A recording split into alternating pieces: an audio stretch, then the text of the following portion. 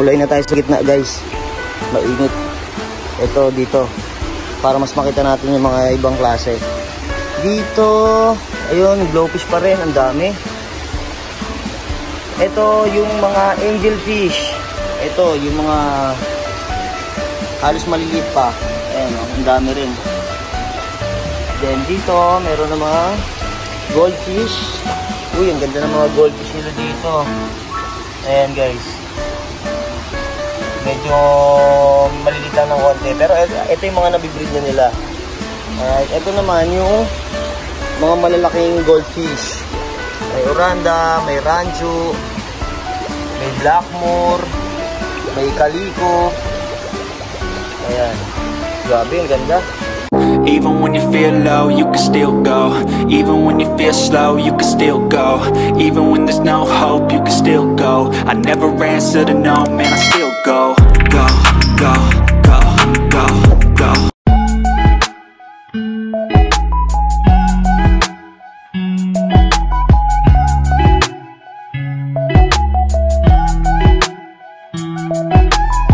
Alright guys, ito naman yung continuation ng ating vlog dahil di natin kinaya yung dami ng mga isda dun sa unang part at dito yung ating part 2 na kung saan ito guys, ang daming mga isda pa rin talaga dito. Ayan o, platinum koi, dito nga agad bumungad sa atin sa unang pond, so mamaya silipin natin yan. Pero dito sa rack na to, nakatambak dito yung maraming piraso ng mga betta fish with different variety. Meron sila dito mga double tail.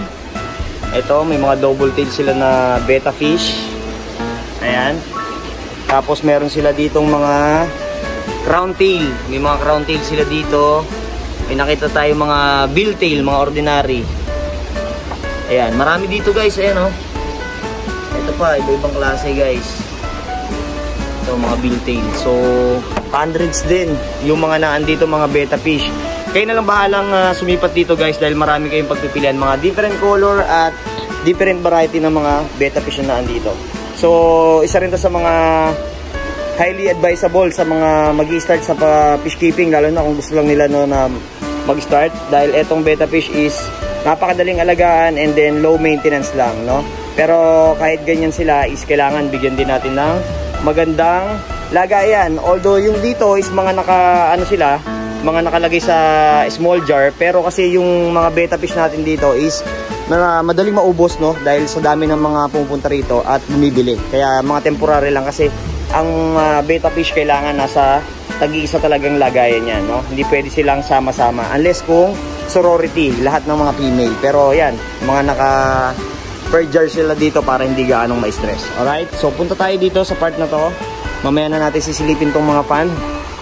Dahil dito, ito yung unang pinasok ko kung matatandaan nyo sa nakaraang vlog natin dito. Kasi ito yung breeding facility nila, no? And nagtanong ako dito kay JR kung nag-breed pa rin sila ng mga angelfish. Meron pa rin daw. Kasi last time ito, hundreds ng pairs ng mga angelfish yung naan dito. And still, ganun pa rin. Ang dami pa rin. Para mas nadagdagan pa yung mga breeders nila dito. Kung mapapansin nyo, ayan, may mga marble. So, iba-ibang klase ng mga angelfish yung makikita nyo dito ng mga pair. Ayan, no? So, dito, natanong ko din sa kanila dito, no? Walang halos oxygen. And then, may mga tiles lang. Again, yung tiles na yan, guys, dyan kasi nila pinapahid yung mga egg nila, no? So, kung mapapansin nyo, lahat ng mga pairing, oh, ayan, oh, ng angelfish, meron silang mga tiles. Alright? Meron pang mga platinum na angelfish. Ayan, oh. So, madami. Ito pa rin yun. Di pa rin nawala. Halos nadagdagan pa. Ito yung sinasabi ko sa inyo na kung saan upon sa breeding, dito nila pinapalaki yung mga nabibreed nila. So, meron tayo ditong yellow danyo na I think nasa 1,000 piraso. Ganon kadami yung mga isda dito, guys. Sa unang klase pa lang ng isda. And then, meron tayo dito mga platies. Ayan, oh. Blue moon platy. Ayan, oh. Grabe, dami. Talagang magsasawa kayo sa mga isdaan dito, guys. Ito, may mga red platy pa sila dito. Ito pa yung mga iba. Ang dami dito, guys. Ayan, oh. Tignan nyo naman, guys. Kayo magsasawa sa mga isda dito. Grabe. Ayan, oh. Hindi talaga magiging boring yung pagbibenta nyo ng isda sa dami ng variety. Ito pa, may mga cichlids pa sila dito. Ito, mga pinapalaki din nila itong mga cichlids na to. Ayan. Ito pa sa baba. May mga, ano ba to? Gurami. Golden gurami. Ayan, oh. Ito pa yung mga ibang Mickey Mouse Platy naman. Grabe, tingnan nyo guys, ang dami. Ayan, nakakatawa oh. Tingnan nyo kung gaano kadami yan oh. And ito pa yung mga assorted mollies nila. Guys, reminders lang sa mga presyo niyan. Ako na nagsasabi, mura talaga yung presyo dito sa farm na to. Kaya kung ako sa'yo, bisitahin nyo na yung kanilang FB page. Ilalagay ko dito sa screen, no? Jaja Ornamental Fish Farm. Located lang to sa Pila, Laguna. So, tumatanggap sila ng walk-in, through online, sa mga delivery sa mga provinces, no? Tumatanggap sila dito. Yun nga lang sa mga mag-walk-in, advice ko lang po na etong farm na to is for wholesale lang po. Wala po silang retail dito. So, wholesale, ibig sabihin, per, ano nila, wala silang price range. Pero, upon dun sa mga i-order nyo na, for example, per klase siya, at least 20 pieces per variety ng mga isda. Okay? So, dito sa isang row na to, nandito naman yung mga fry, ayan oh. Nakikita niyo yan guys. Zoom out ko. Ayan oh guys, so ang dami niya no. Ito, April 14, goldfish. Alright, ayan. Libo-libo na naman yung mga fry na nabibreed nila dito. Ayan oh. Grabe, ang dami. Ayan oh. Nakakalat lang dito guys. So check pa natin dito. Isa pa sa natuwa ako dito kasi last time na bisita ko dito, meron silang Oscar na pinalalaki.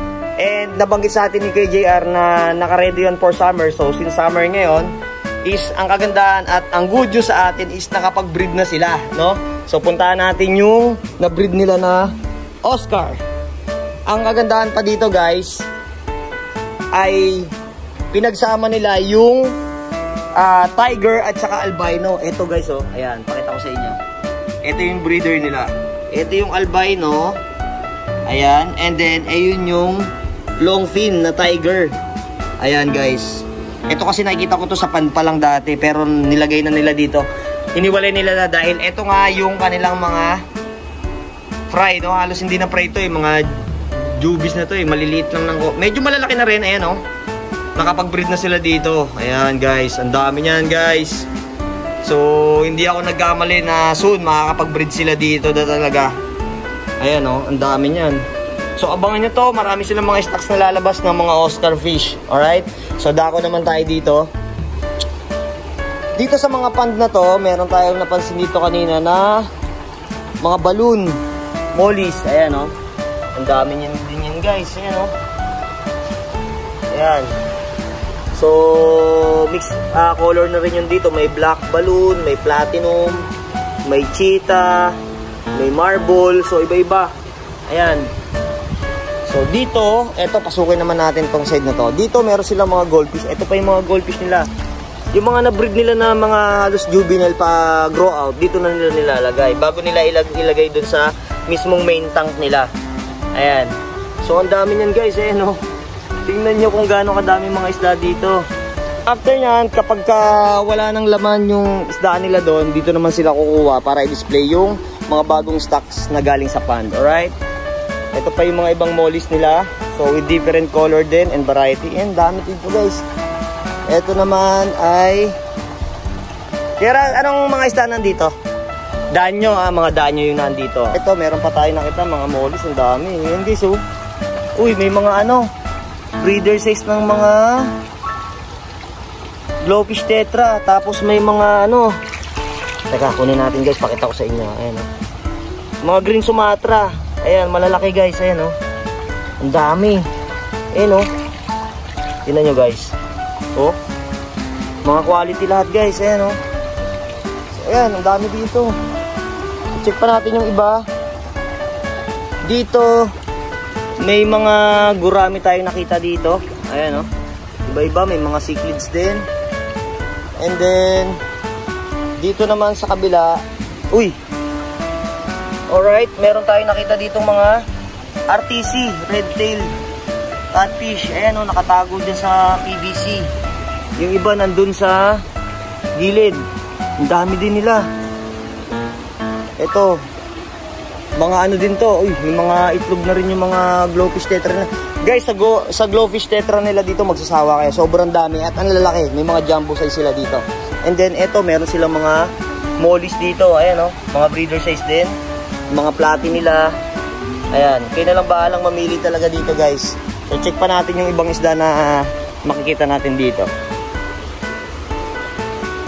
Ito naman, dito sa pan na to, tambak dito yung mga pleko. Ayan, ang dami guys. Ayan, oh. Mga janitor fish. Ayan. Ayan, nagkalat lang dito. So, check natin doon sa kabila kung ano yung makikita natin. Let's go. Tumulay na tayo sa gitna guys. Mainit. Ito, dito. Para mas makita natin yung mga ibang klase. Dito, ayun, glowfish pa rin. Ang dami. Ito yung mga angelfish. Ito yung mga halos maliliit pa. Ayan o, ang dami rin. Then dito, meron na mga goldfish. Uy, ang ganda ng mga goldfish nila dito. Ayan guys. Medyo maliliit lang ng konti. Pero ito yung mga nabibreed na nila. Ito naman yung mga malalaking goldfish. May oranda, may ranju, may blackmore, may kaliko. Ayan. Grabe, ang ganda. Tapos dito, ito naman, yung pinakaunang pond, may mga malalaking koi sila dito guys. So, yung sukat ng mga koi nila dito is around mga almost, may mga 2 feet na ito. 12 inches pataas. Meron pang mga long fin, ang gaganda. So bagay na bagay ito sa mga pandin nyo. Ayan, oh, talagang busog na busog yung mata nyo. Gaganda ng color nila. Ayan. Ito yung pan nila. Check pa natin yung iba dito. Dito is yung mga glowfish pa rin. Ayan, dami nilang stocks talaga ng glowfish. So sabi ko nga sa inyo, before yung mga presyo na itong mga to talagang mga mamahal pa. Pero ngayon is murang-mura nyo na lang silang mabibili. Ito pa yung iba. Iba-ibang kulay yung mga nandito. Ano ba tayo dito? Ito yung platinum koi kanina. Ayan, ang dami rin guys. Ayan, oh. Nasa 100s din to. Ayan, oh. Around 3 to 4 inches. May mga 5 inches. Ayan, maganda. Dami. After natin dito sa mga panda to guys, punta naman tayo dito sa kabilang pan nila sa dulo. Na kung saan, ito yung sinasabi ko sa inyo na parang mga ano na to, Olympic size na swimming pool sa laki. Ayan. So, ito pala, ito, bago tayo matungo dun sa pinakadulo, meron tayong napansin dito, mga breeder nila ng mga blue polar parrot. Ayan, ang dami dito guys. Ayan o. Oh. Tingnan nyo, lalaki, maganda. Ayan. Yan o. Oh. May mga bahay sila dyan oh, sa mga paso-paso na yan. So, ito yung kagandahan dito sa ganitong setup. Kung mapapansin nyo, ito yung area nila. So, direct sunlight. Meron lang silang sunshade net. And yung patubig nila is deep well. Ayun, kung makikita nyo dun, oh. Ayun, oh.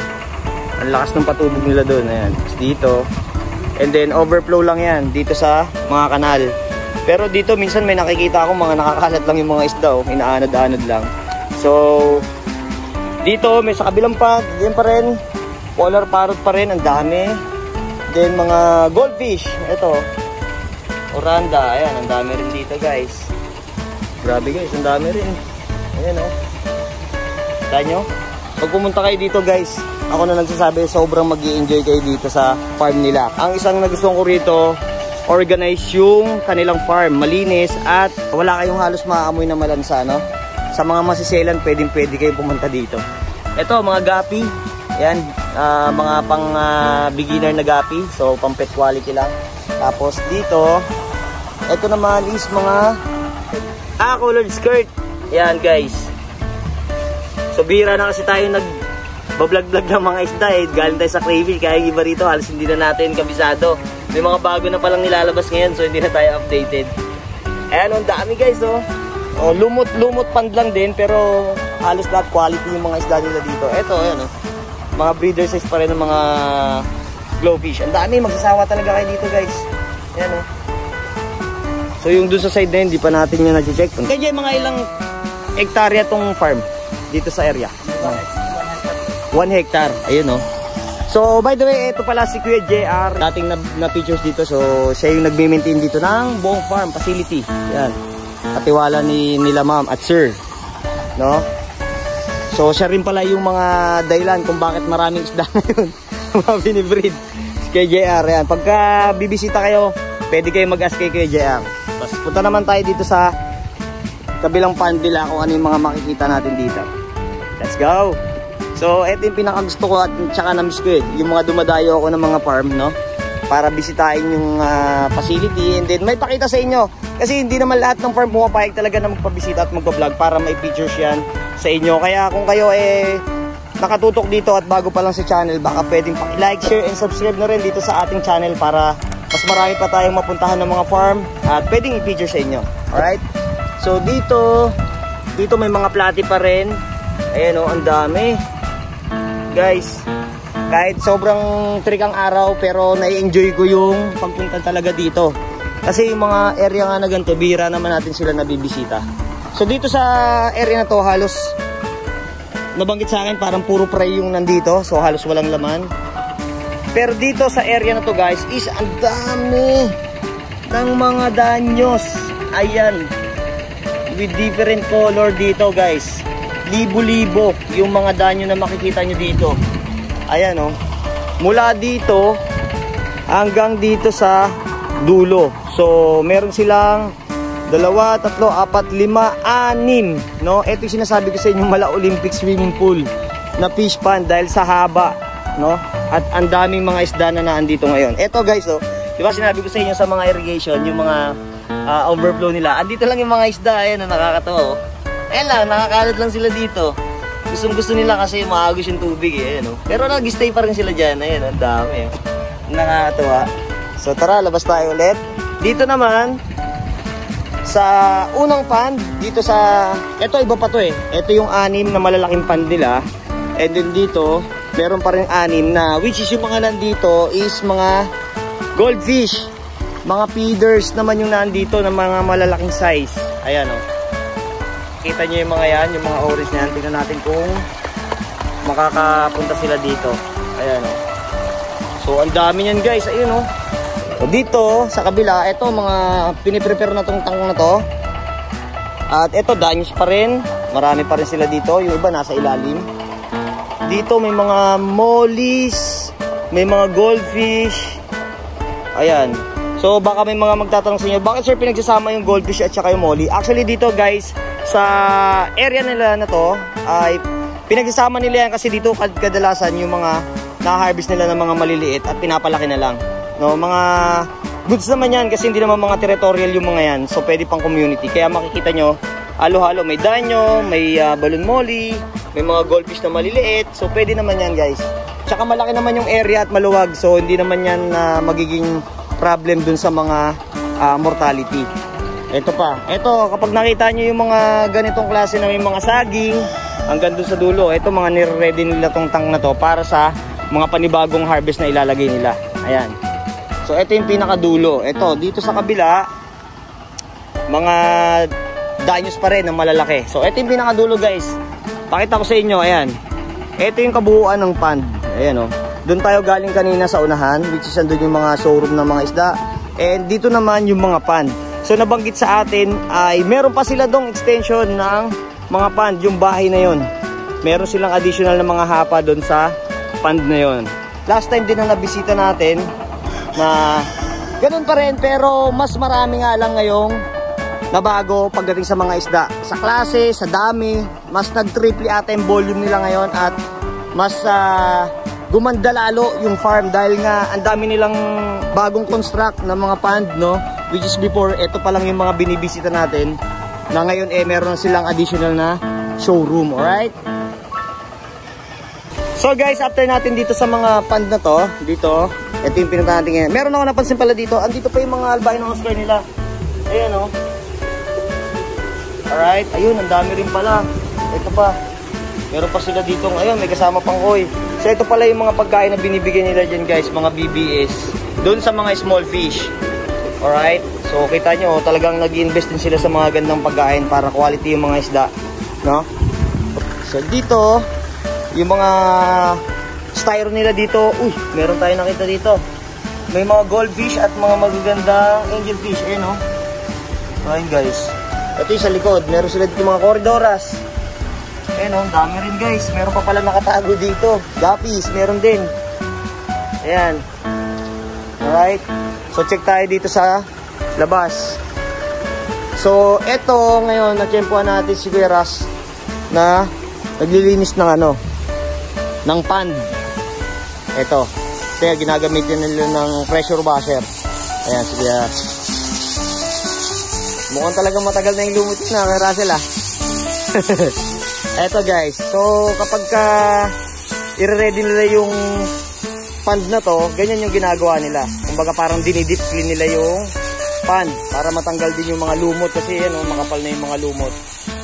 Tapos lalagyan nila ng panibagong tubig. Ito na tayo dito. So dito meron pa tayong nakitang mga styro dito, which is mamaya pupuntahan natin yan at lalabas tayo dun sa kabila. Let's go! So guys, ayan, naka-tsempo tayo ng subscriber natin dito sa farm at kasama natin si Sir Rolex at si Ma'am Myra. So sir, ayan, baka may gusto kayong batiin ni Ma'am.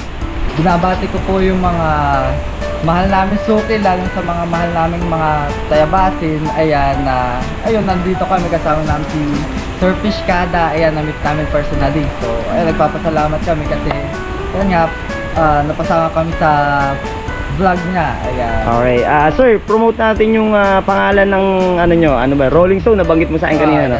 So, anong oras ba yan anong oras ka nag-iikot and sa kanila matatagpuan? Yung Milex Aquatic Fish Secret Shop po is matatagpuan po yan sa Tayaba City, gilid ng Primark, pagbaba po ng Mitsubishi. Nag-o-operate po siya ng 9 AM to 6 PM. Ayan, minsan nag-o-onwards pa overtime. So, yun po. Alright, so sa mga taga Quezon, so especially sa Tayabas, bisitahin nyo yung store ni Sir, no? Rolling's pet shop to pero ilalagay ko yung kanyang FB page dito sa screen para sa mga inquiries nyo at mapapadaan kayo sa area niya, is puntahan nyo na yung kanilang rolling store, ayan, ng mga isdaan. So maraming salamat sir Thank you po. Thank you sir. Thank you po ma'am. Eto naman guys, meron pa silang additional na styro dito. Meron silang mga gapi. Hindi ko lang alam kung anong klase ng gapi to. Male, all males, females, and meron sila ditong mga shrimp. Ayan ang dami. Ayan, mga nakakapit Ang dami nilang shrimp dito guys.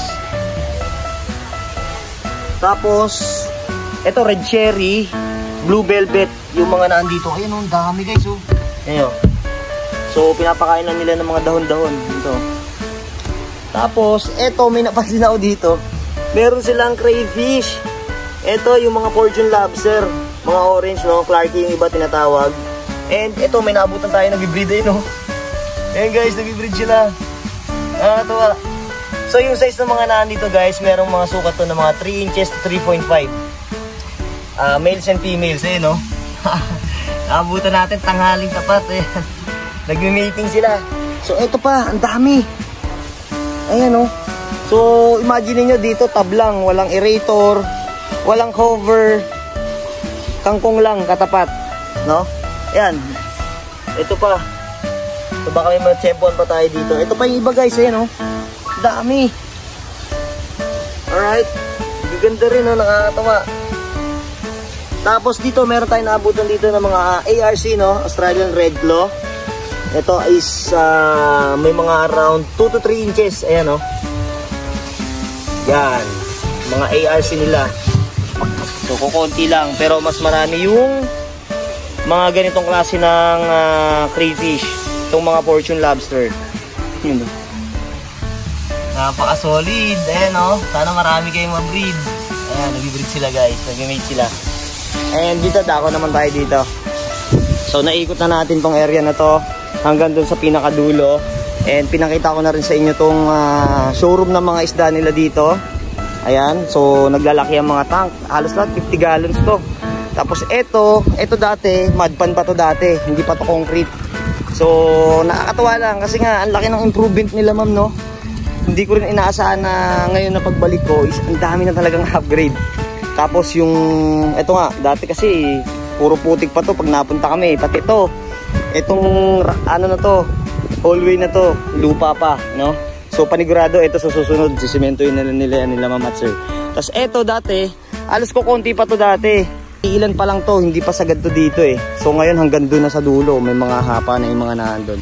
So yun, nakakatawa din So again guys, sa mga bibisita dito sa farm, ang oras ng bukas nila is 8 to 5. PM and tumatanggap sila ng mga orders through online at sa mga gusto magpa-deliver no sa province tumatanggap din sila. And ito guys is wholesale para sa mga nagpaplanong mag-start or naghahanap ng supplier. So pwede nyo bisitahin yan. Jaja Ornamental Fish Farm, andyan yung contact number. Ito, i-post nyo lang yung video para makita nyo yung number and kung saan yung exact address. Alright? So maraming salamat sa inyo guys. Ayan, I hope na nag-enjoy kayo sa ating pagbisita dito at yung mga pinakita ko sa inyo mga isda is talagang napakagaganda at nag-enjoy din ako. So yun nga guys, kung bago ko pala sa channel ko at mahilig ka sa fish keeping content sa lahat ng pets na pwede nating alagaan, please like, share, and subscribe at click mo na rin yung notification bell para maging updated ka sa mga bago nating uploads. Marami pa tayong mga video na nakabang, marami pa tayong bibisitahin, kaya stay tuned at sana huwag kayong magsawa na tumutok sa ating channel. Maraming salamat sa inyo. Until the next vlog, peace, let's go!